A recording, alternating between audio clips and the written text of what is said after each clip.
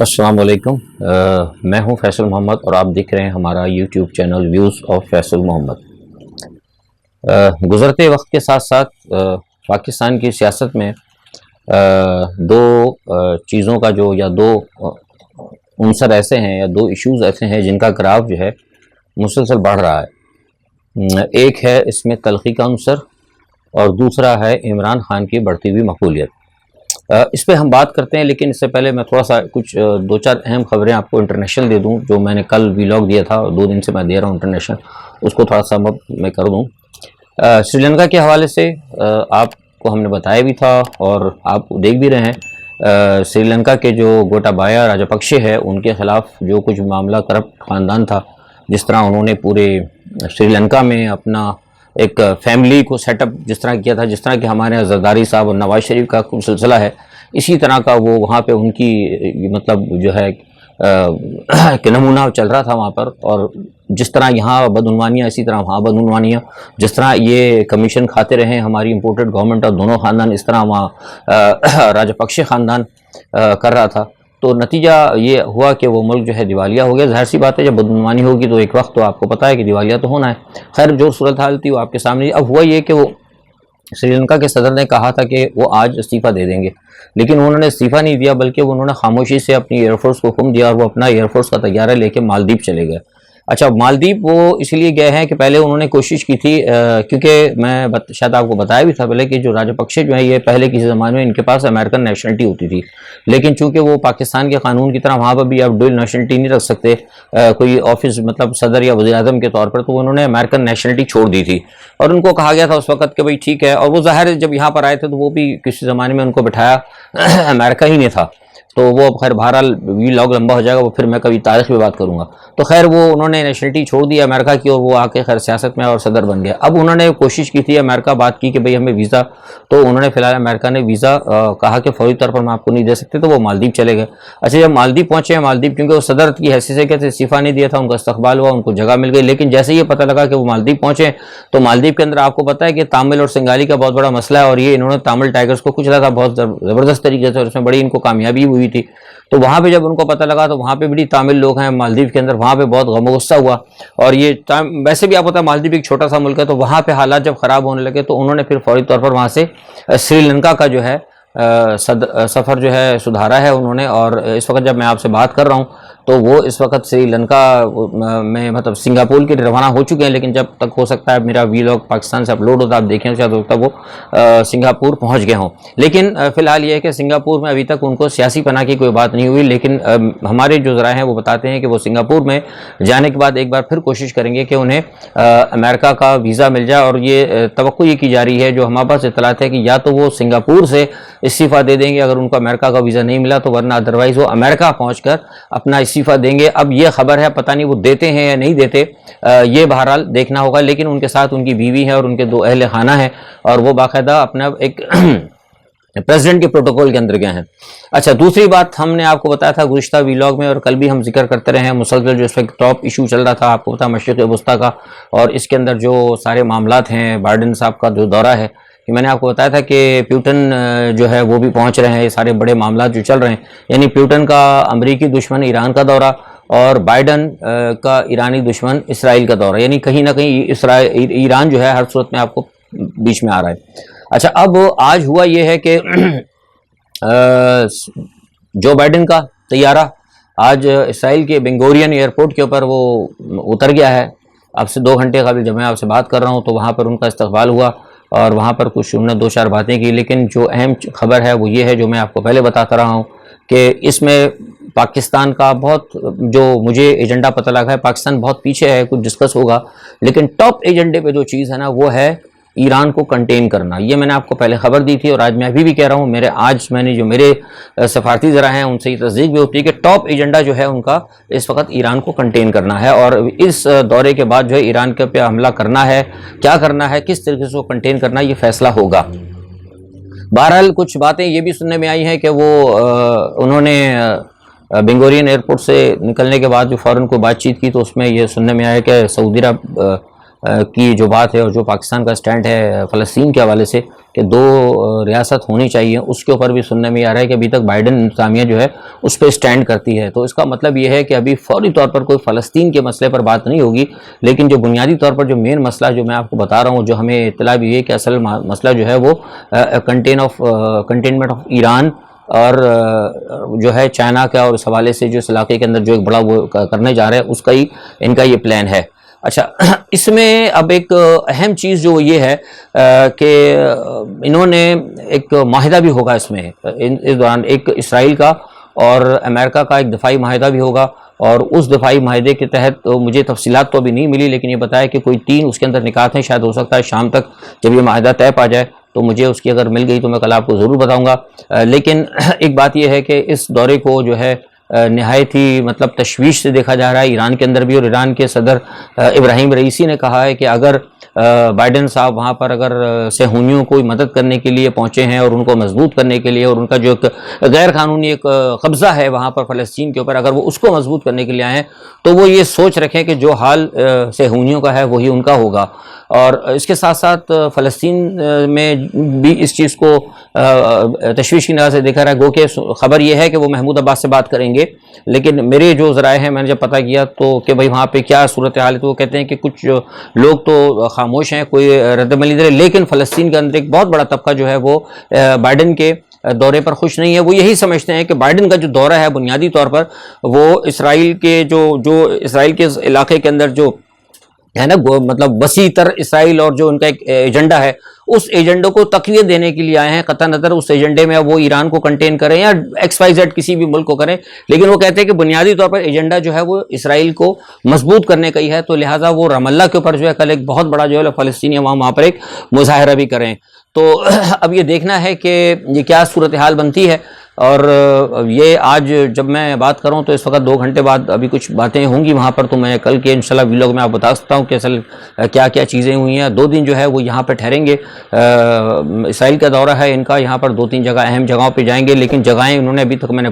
کوشش کی تھی کہ ہمیں اگر پتہ لگ جائے کہاں کا دورہ کریں گے، لیکن ڈیو ٹو سیکورٹی ریزن وہ جگہیں یا شہر وہ نہیں بتا رہے، لیکن یہ تو خیر سب کو پتہ ہے کہ شہر لٹ کے اندر جو ان کا بنگورین ہوائی اڈہ ہے وہاں پر وہ پہنچے اور سخت سیکورٹی کے اندر پہنچے ہیں وہ۔ تو بہرحال یہ دیکھتے ہیں، 2 دن یہاں ٹھہریں گے، اس کے بعد جو کل تک مجھے خبر ملے گی ان کے دورے کی تو وہ پھر میں آپ کو بتاؤں گا۔ تو بہرحال اب اس کے ساتھ تھوڑا سا آپ کو کل میں بتا ہی چکا ہوں کہ پھر اسی کے ساتھ ساتھ ہی پیوٹن جو ہے ولادیمیر پیوٹن اور ترکی کے صدر طیب اردوغان ایران جا رہے ہیں، تو ایک طرف امریکہ ادھر ایران کو کنٹین کرنے کی کوشش کر رہا ہے، تو دوسری جانب ایران جو ہے اپنے دفاع کو مضبوط کرنے کے لیے ترکی کو ساتھ میں رشیا کو ملانے کی کوشش کر رہا ہے، لیکن یہ آپ کو یاد رہے کہ ترکی جو ہے نیٹو کا بھی ممبر ہے۔ تو اب دیکھیں کہ کیا ہوتا ہے صورتحال، بڑی مطلب جسے کہتے ہیں کہ بڑی خوبصورت اور بڑی عجیب سی الجھی ہوئی صورتحال جو ہے نا بین الاقوامی سیاست کے اندر ہو رہی ہے، بالکل اسی طرح الجھی ہوئی صورتحال جیسا کہ اس وقت پاکستان میں ہے۔ اچھا، پاکستان کا میں آپ کو بتاؤں کہ میں نے جیسے آپ کو کہا تھا کہ جیسے جیسے وقت گزر رہا ہے تلخی بھی بڑھتی جا رہی ہے، اور تلخی کے ساتھ ساتھ ایک چیز اور بڑھ رہی ہے، وہ ہے عمران کی مقبولیت۔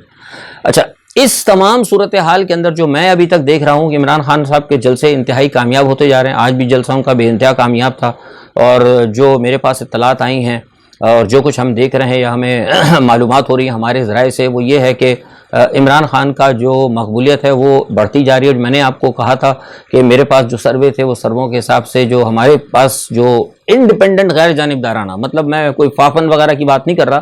کچھ اور لوگ بھی ہیں جو کرتے ہیں، ان کے کہنا تھا کہ تقریباً کو 15 کے قریب سیٹس جو ہے عمران خان نکال جائیں گے، لیکن اب ان کا کہنا یہ کہ شاید ہو سکتا ہے 1-2 سیٹیں اور، مطلب 16-17 تک وہ کہتے ہیں کہ عمران خان انشاءاللہ نکال لیں گے، اور لگتا مجھے بھی ایسے ہی ہے۔ لیکن اب صورتحال یہ ہے کہ اگر جیسے میں نے آپ کو بتایا کہ امپورٹڈ گورنمنٹ پوری کوشش کر رہی ہے ان کو ہرانے کے لیے، تمام چیزیں جو ہیں استعمال کی جا رہی ہیں، غیر قانونی ہتھ کنڈے استعمال کیے جا رہے ہیں، نظر آ رہے ہیں۔ الیکشن کمیشن مکمل پارٹی بنا ہوا ہے، آپ دیکھیں کہ الیکشن کمیشن جا کے وہ کلثوم وہ اپنا مریم نواز سے مل رہے ہیں، مسلم لیگ نواز سے وہ الیکشن کمیشن اور ان کے ارکان مل رہے ہیں، کوئی تک نہیں بنتی، کوئی ریزن نہیں بنتی، سپریم کورٹ سے اس کا نوٹس لینا چاہیے۔ اور میرے خیال سے شاید ہو سکتا ہے کہ پی ٹی آئی والوں نے ضرور اس کے، میرے پاس ابھی اس کی اطلاع نہیں ہے، لیکن میرا خیال ہے کہ انہوں نے ضرور اس کو اپیل کریں گے, کورٹ میں جانا چاہیے کہ بھئی یہ تو کھلے عام جو ہے الیکشن جو رولز اینڈ ریگولیشن ہیں, مطلب وہ تو جو ان کی ریگولیشن ہے اس کی تو مطلب اگر پابند کرنا چاہیے سیاسی مطلب جماعتوں کو اور ان کو جو کہ کینڈیڈیٹ ہیں, لیکن خود الیکشن کمیشن ایسی حرکتیں کر رہا ہے جس سے کہ سارے معاملات جو ہے مشکوک ہو رہے ہیں, تو لہٰذا سپریم کورٹ کو اس پہ نوٹس لینا ہوگا. اور ساتھ میں آپ کو یہ تو خیر پتہ ہی لگ چکا ہے, آپ کو معلوم ہو گیا کہ الیکشن کا چیف الیکشن کمیشن ان کی بیگم کو ترقی بھی دے دی گئی ہے. تو یہ ساری باتیں. اچھا پھر اوپر سے مزے کی بات یہ کہ آج انہوں نے کیا کہتے ہیں وہ نیب کے اندر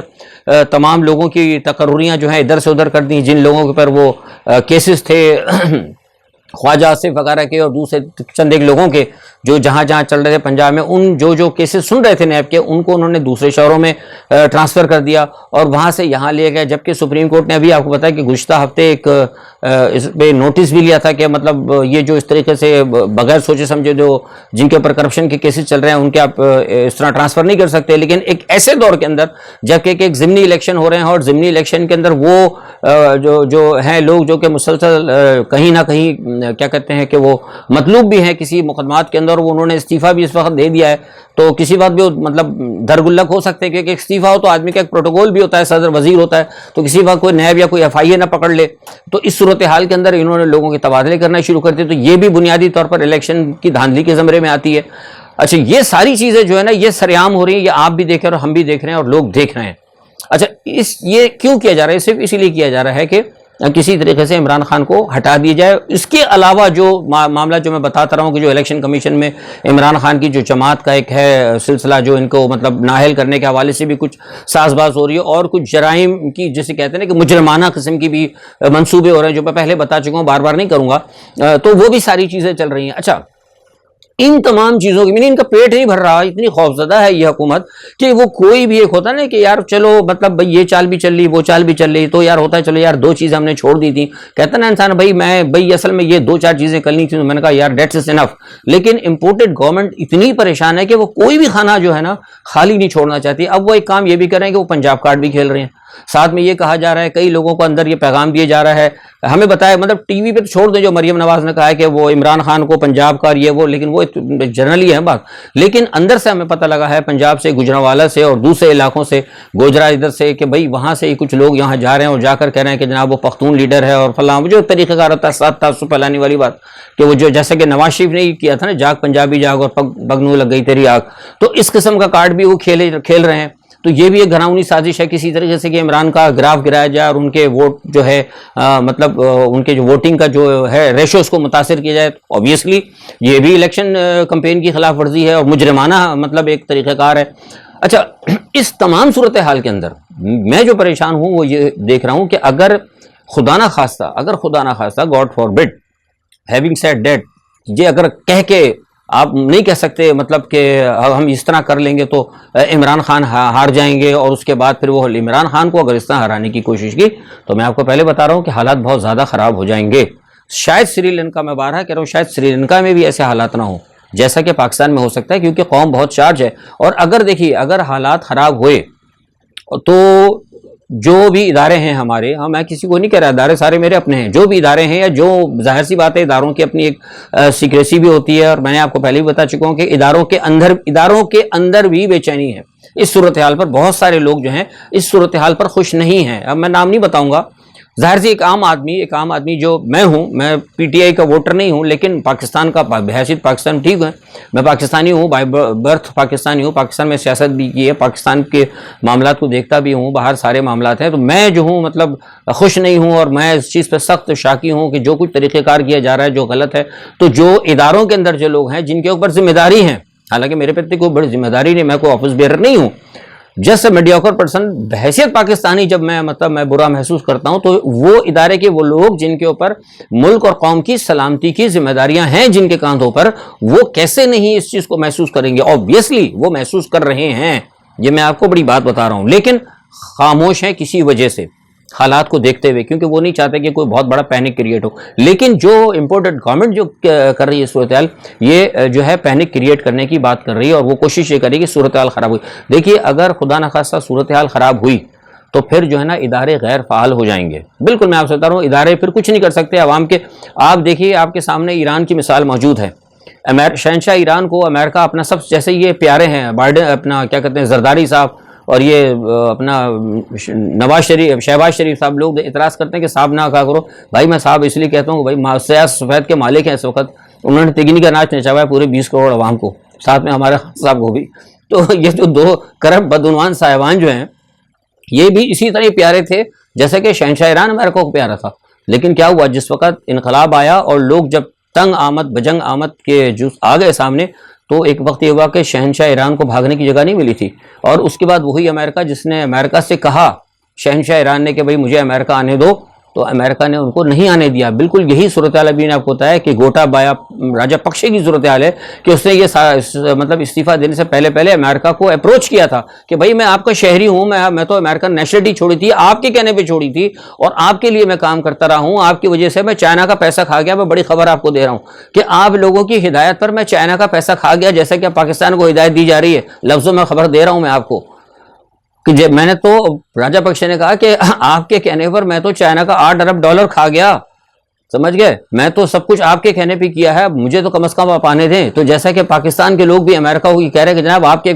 کہنے پر ہم پیسہ ہضم کرتے جا رہے ہیں، سی پیک کو اٹھا کر ہم نے باہر پھینک دیا ہے، سب کچھ کر دیا، ہم آپ کو مطلب سارے معاملات کریں. تو ایسا نہ ہو، تو یہ سبق سیکھیں کہ وقت ایسا نہ ہے کہ زرداری صاحب کو بھی اور ان کو بھی کہیں دنیا کا کوئی ملک ویزا نہ دے. یہ صورتحال پاکستان میں آ سکتی ہے. جو کہتے ہیں نا کہ عقل مند جو لوگ ہوتے ہیں وہ حالات سے سیکھتے ہیں، اور بے وقوف یہ ہوتے ہیں یا پھر وہ بدنصیب ہوتے ہیں جو صورتحال کو دیکھ کر سبق نہیں سیکھتے. تو جو کچھ پاکستان کے اندر، جو کچھ سری لنکا کے اندر حالات ہیں، اور وہ کچھ میں پاکستان میں کسی وقت بھی ہو سکتا ہے. لوگ کوئی خوش فہمی میں نہ رہیں. لوگ یہ کہہ رہے ہیں کہ نہیں جی ایسی بات نہیں، کچھ نہیں کہہ سکتے آپ. فیصلے جو اللہ تعالیٰ کی طرف سے ہوتے ہیں. جب حالات زیادہ خراب ہو جاتے ہیں تو انقلاب پھر آتا ہے بڑی بڑی مردہ دل قوموں کے اندر. ایسی قوم کے جو کبھی کہتے ہیں نا کہ جو کبھی کمرے سے باہر نکلنے کے لیے آدمی تیار نہیں ہوتا، جب سر کے اوپر آتی ہے تو پھر وہ سرحد پار بھی چلا جاتا ہے. تو یہ جو ہے چیزیں ہیں بڑی خطرناک ہیں. اور جہاں تک بات ہے ضمنی انتخابات کے حوالے سے، میں آپ کو بتا چکا ہوں کہ یہ ان کی پوری کوششیں ہیں، اور دھونس دھاندلی فراڈ، لوگوں کو ڈرانا دھمکانا، سارے کام یہ کر رہے ہیں. ابھی آپ دیکھیں وہ عمران ریاض کی مثال آپ کے سامنے، کس طرح انہوں نے اس کو پکڑا، کوئی بات نہیں تھی، کس طرح اس کو تنگ کیا، صرف اس پہ یہ پریشر ڈالا تھا کہ آپ ڈر جائیں. اگر عمران ریاض ڈر جاتا تو بہت سارے لوگ ڈر جاتے، بہت سارے صحافی ڈر جاتے. جو لوگ اس وقت عمران خان کو سپورٹ کر رہے ہیں یا حق کو سپورٹ کر رہے ہیں یا امریکہ کے خلاف کھڑے ہوئے ہیں، وہ سب ڈر جاتے. جو کچھ امریکہ نے کیا ہے، امریکہ تو ساری دنیا کے اندر ریاستیں گرا تھا. آپ کو پتا وہ عمران ریاض کا بھی، کسی نے مجھے بتایا تھا کہ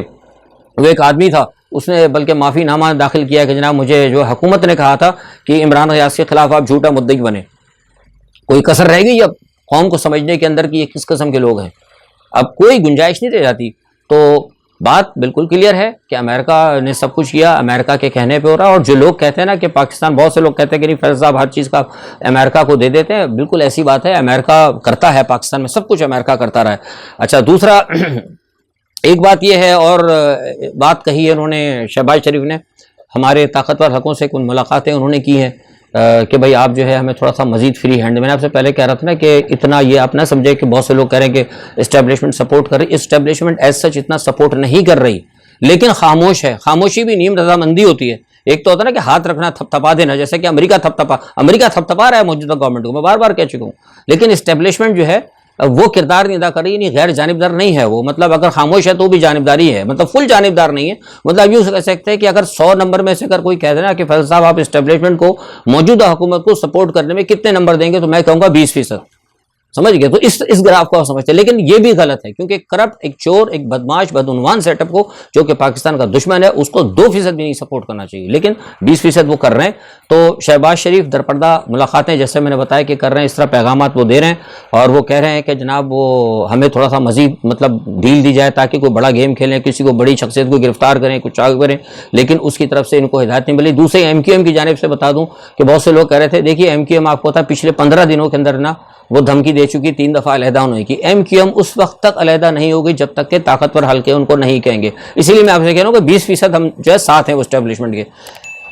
20% یہی ہے. MQM کیوں نہیں علیحدہ ہوتی؟ MQM ڈرتی ہے کیونکہ MQM کے جتنے لوگ ہیں ان کا میں پہلے بتا چکا ہوں کراچی سے یا مہاجر اردو بولنے والے سے کا کوئی تعلق نہیں، سب پلان تھے، ان کو لایا گیا تھا، بنایا گیا تھا، سارے کے سارے بنائی ہوئی جماعتیں ہیں، اور جو کچھ ابھی نئی جماعتیں بنی ہیں ماں سوائے کراچی کے ڈاکٹر سلیم حیدر جو مہاجر اتحاد تحریک ہے، اس کے اوپر آج تک اسٹیبلشمنٹ نے ہاتھ نہیں رکھا، اس لیے کہ وہ حقیقتاً کراچی کے اور کراچی کے شہروں کا اصل وہ چاہتا ہے، لیکن اسٹیبلشمنٹ کے اپنے بھی گول ہوتے ہیں، کچھ اور معاملات ہوتے ہیں، تو لہٰذا انہوں نے ان کے اوپر نہیں رکھا، اور آج تک اسٹیبلشمنٹ نے صرف ان لوگوں پر ہاتھ رکھا ہے جو کہ اسٹیبلشمنٹ کے کہنے کے اوپر چلتے ہیں۔ تو MQM کی تو بڑی فائلیں ہیں فوجیوں کے پاس، اتنی سارے ڈھیر رکھے ہوئے ہیں، تو وہ تو کبھی آپ کیا سمجھتے ہیں کیا وہ تو 2 منٹ میں اگر سا اشارہ تو ابھی اٹھا کے سب کو یہ جتنے بھی ہیں سب کے اوپر کیسز بنے 2 منٹ کے اندر ہو جائیں گے، تو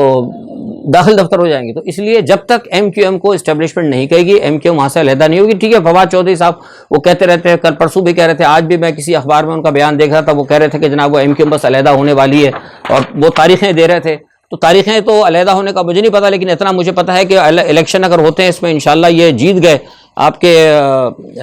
عمران خان کامیاب ہو گئے، تو پنجاب کے اندر تو انشاءاللہ مجھے لگتا ہے کہ پنجاب کے اندر مسلم لیگ قاف کی حکومت جو ہے بن جائے گی، اور جیسے ہی پاکستان مسلم لیگ